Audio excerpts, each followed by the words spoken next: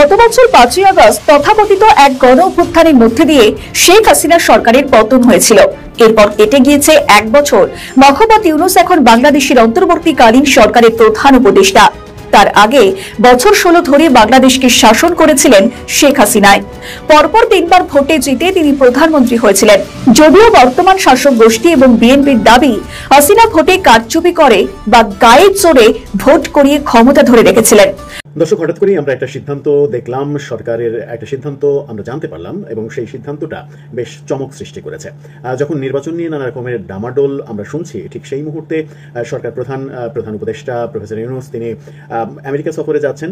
সেখানে জাতিসংঘের অধিবেশনে যোগ দিতেই তিনি যাচ্ছেন এবং জাতিসংঘের অধিবেশনে তিনি ভাষণ দেবেন বাংলাদেশের সরকার প্রধান হিসেবে। সেই সফরে রাজনৈতিক ব্যক্তিদের সংযুক্ত করা হয়েছে। এই বাংলাদেশে এইভাবে বলার সুযোগ আছে ইলিয়াস ভাইয়ের যে সাদিক কায়েম পাকিস্তানপন্থী ভিপিকে জয়ী করুন? এটা বাংলাদেশের স্বাধীনতা এবং সার্বভৌমত্বের অস্তিত্বের সঙ্গে চ্যালেঞ্জ না? এটা চ্যালেঞ্জ করতেছে। এরা ভিডিও ভাইরাল হয়, মানুষ বাহবা দেয়, সবাই দিচ্ছে, শেয়ার করতেছে, শক্তিশালী। হ্যাঁ, যাকে তাকে হুমকি দিতে পারতেছে, এখন শক্তি আছে, পুলিশের কথা চলে, প্রশাসনের কথা চলে, স্বরাষ্ট্রমন্ত্রীর কথা ওটাই বসে এখন করতেছে। এখন সে গার্ডস নিয়ে বলতেছে যে সাদিক কায়েম পাকিস্তানপন্থী একজনকে জয়ী করেন। আরে বাপরে বাপ, চিন্তা করতে পারেন? এবার আসেন জামাতের যে প্রধান ব্যাখ্যা, 53 বছরে এই বাংলাদেশ কি পেয়েছে। আপনারা যারা থাকেন, আপনাদের প্রত্যেকের উদ্দেশ্যে আমার 2টা চাওয়া রয়েছে বা আহ্বান বলতে পারেন। বাংলাদেশে যদি সরকার পরিবর্তন হয়, যদি ডক্টর ইউনূস চলে যায় কিংবা এই সরকারের কোনোভাবে পতন হয়, 2টা ক্যারেক্টারকে আপনারা কোনোভাবেই ছাড়বেন না। একটা হচ্ছে পতিতালয়ের দালাল পতিতার ছেলে ব্যারিস্টার ফুয়াদ, আরেকটা হচ্ছে মাহমুদুর রহমান মান্নার নাগরিক ঐক্যের এই ডক্টর জায়েদুর রহমান। এই 2টা বাস্টার্ডকে আপনারা কোনোদিনও ক্ষমা করবেন না। দর্শক, নতুন একটি ভিডিওতে আপনাদের স্বাগতম। এবারে নাকি ক্ষমতায় আসতে চলেছে জামাত। সেটি জামাতের শফিকুল আলম সেটি একটি বড় অনুষ্ঠানের মাধ্যমে সেটি বলল এবং ডাকসু নির্বাচনের যে দুটি প্রতিনিধি ছিল তারা উপস্থিত ছিলেন সেই বড় একটি অনুষ্ঠানে। সেখানেই বলছে জামাত নাকি বাংলাদেশে খুব তাড়াতাড়ি ক্ষমতায় আসতে চলেছে। আদৌ কি জামাত বাংলাদেশে ক্ষমতায় আসতে পারবেন? অবশ্যই আপনার মূল্যবান মতামতটি আমাদের কমেন্ট করে জানিয়ে যাবেন। তাহলে চলুন আর কথা না বাড়িয়ে এই বিষয়ে সম্পূর্ণ ভিডিওটি দেখে আসা যাক। তার আগে ছোট্ট একটি রিকোয়েস্ট, আপনি আমাদের চ্যানেলে নতুন হয়ে থাকলে অবশ্যই চ্যানেলটি সাবস্ক্রাইব করে পাশে থাকবেন। ভিডিওটি ভালো লাগলে অবশ্যই আপনার ভিডিওটি বন্ধুদের মাঝে শেয়ার করতে ভুলবেন না। তাহলে চলুন ধারাবাহিকভাবে সম্পূর্ণ নিউজটি দেখে আসা যাক। বিভিন্ন যুক্তি প্রমাণ দেওয়ার চেষ্টা করেছে হাসিনার দল। আওয়ামী লীগের দাবি, ইউনূস সরকারের শাসন বাংলাদেশের জাতীয় অর্থনীতিকে এমন এক গভীর অচলাবস্থায় ঠেলে দিয়েছে যা থেকে উত্তরণের জন্য প্রয়োজন হবে দীর্ঘ সময় এবং সুপরিকল্পিত সংস্কার।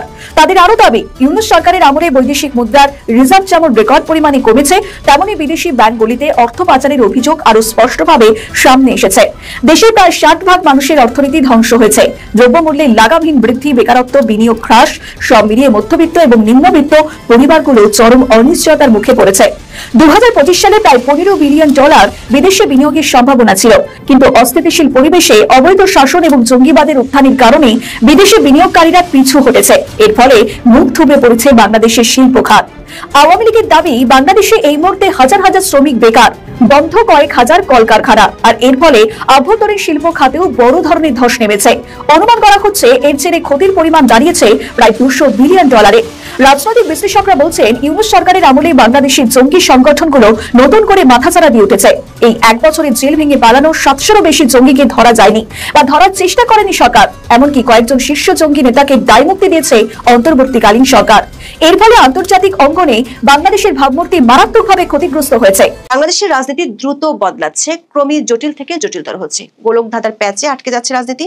সেই গোলকধাঁধায় এই মুহূর্তে সবচেয়ে বড় ফ্যাক্টর হলো কার্যক্রম নিষিদ্ধ থাকা দল আওয়ামী লীগ। নির্দিষ্ট করে বললে দলটির সাম্প্রতিক সময়ের তৎপরতা সরকার, বিএনপি, জামাত ইসলামী ও এনসিপি মানে বাংলাদেশের রাজনীতির প্রধান পক্ষগুলোর জন্য আওয়ামী লীগ ভিন্ন ভিন্ন চিন্তার কারণ হয়ে দাঁড়িয়েছে। সরকার একাধিক সূত্র বলছে আওয়ামী লীগ নিয়ে গোয়েন্দা সংস্থার তথ্য সরকারের চিন্তাকে দুশ্চিন্তায় পরিণত করেছে। শুধু দেশেই নয়, দেশের বাইরেও দলটির তৎপরতা সরকারের ঘুম কেড়ে নিয়েছে।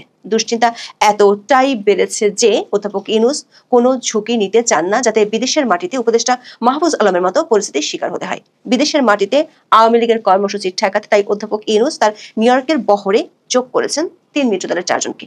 অন্যদিকে আওয়ামী লীগকে নিয়ে চিন্তা বেড়েছে বিএনপিরও। বিশেষ করে ডাকসু ও জাকসু নির্বাচনে শিবিরের জয়ের পেছনে আওয়ামী লীগের গোপন সমর্থন কাজ করেছে বলে দলটির অনেকেই মনে করে। সামনে নির্বাচনে একই ধরনের সমর্থন পেলে সেটি বিএনপির 17 বছরের স্বপ্নকে অধরাই রেখে দিবে। কিংস পার্টি এনসিপিও এমন গোপন সম্পর্কের গন্ধ পেয়েছে, তাই শুরু থেকে একসাথে পথ চললেও হঠাৎ জামাতের কাছ থেকে দূরে সরে গেছে দলটি। আবার মিত্রদের মধ্যে হঠাৎ করে এমন অনৈক্য সরকারকে বেশ ভাবাচ্ছে।